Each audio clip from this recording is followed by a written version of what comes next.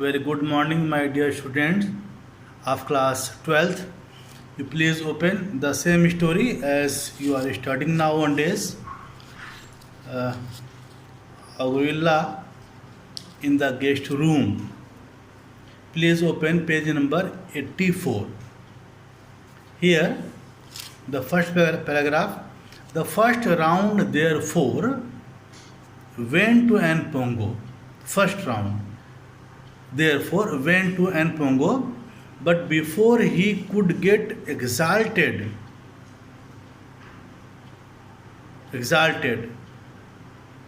to honor views of male superiority, that he was a male and his superior, I felt that we should bring up our second line of defense.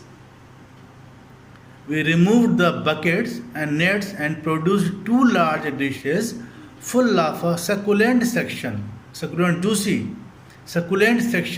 of fruits.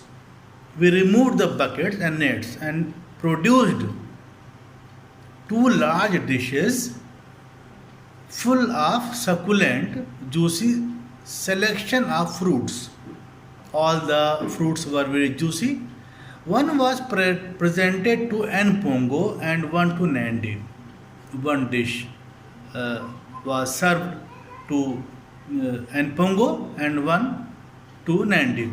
There was one slight moment of tension when Npongo, having examined his own plate, decided that possibly Nandi's contained additional delicacies. He thought that she had been given more than him. The Nandi's contained additional delicacies which his lacked, and went off to investigate. Nandi, however, still smarting under the humiliation of having had her hair pulled, she felt humiliation as her hair was pulled, greeted Npongo's investigation of her plate with such a display of belligerence that Npongo, being essentially a good-humored and cowardly creature, retreated to his own pile of food.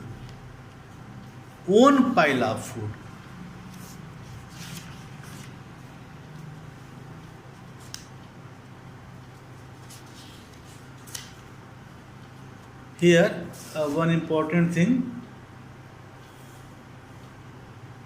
Already I told you about Npongo. Npongo thinks that he is superior and Nandi is inferior to him. Here, Npongo investigation of her plate with such a display of belligerence, hostile, hate, that Npongo, being essentially a good-humored and cowardly creature, he was cowardly creature, a good-humored, retreated to his own pile of food.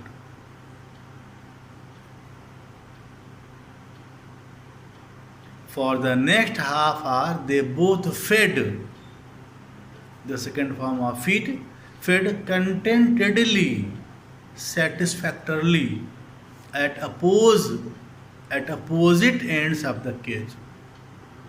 They ate their food. They both fed satisfactorily at opposite ends of the cage.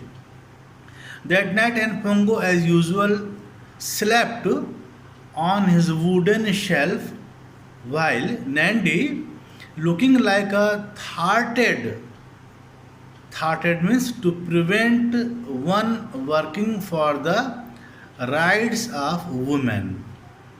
Looking like a thwarted to prevent one working for the rights of women. looking like a thwarted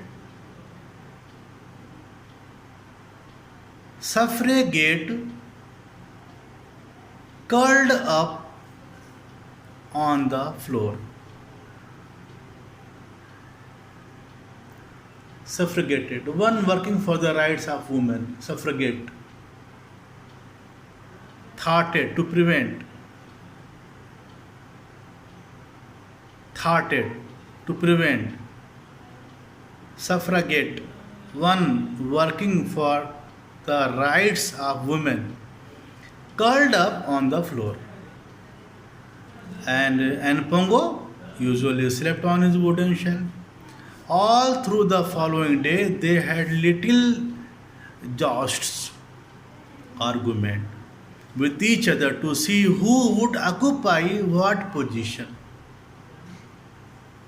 They were working out their own protocol. Should Nandi be allowed to swing on the rope when Npongo was sitting on the cross beam? Should Npongo be allowed to pinch Nandi's carrots even though they were smaller than his own? It had the childishness of a general election but was 3 times as interesting.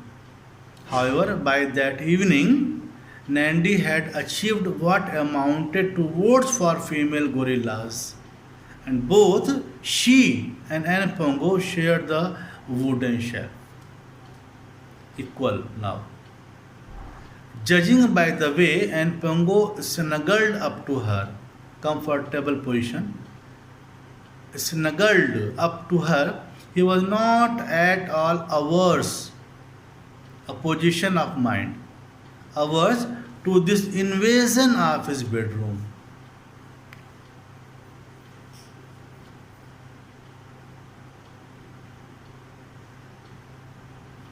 It was obvious from the first that the marriage of the gorillas was going to be a success.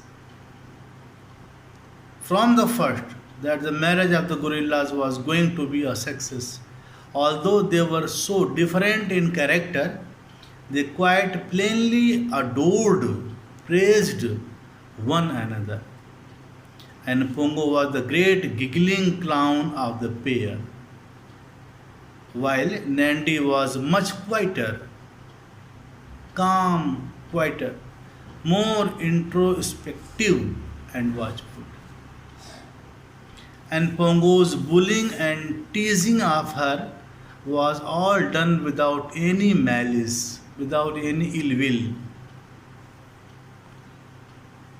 and out of a pure sense of fun, and Nandi seemed to realize this. Occasionally, however, his good humored teasing would drive her to distraction.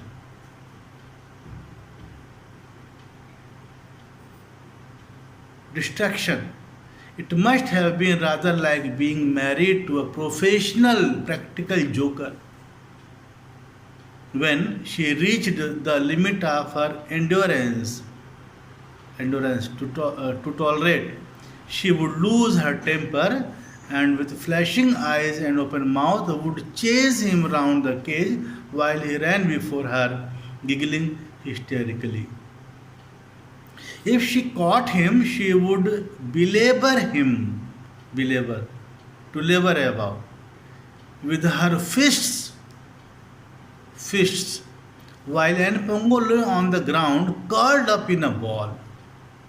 Nandi might as well have tried to hurt a lump of cement, in spite of her strength, for he would just lie there, laughing to himself, his eyes shining with good humor. He was humorous.